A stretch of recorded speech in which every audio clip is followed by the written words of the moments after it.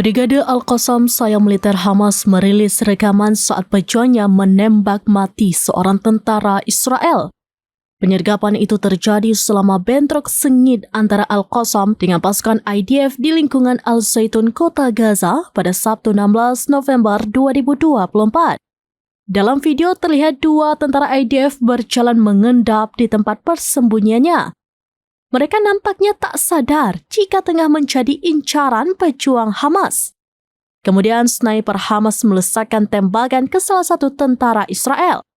Tentara IDF lainnya pun terkejut ketika tahu rekannya ambruk setelah terkena peluru sniper Hamas.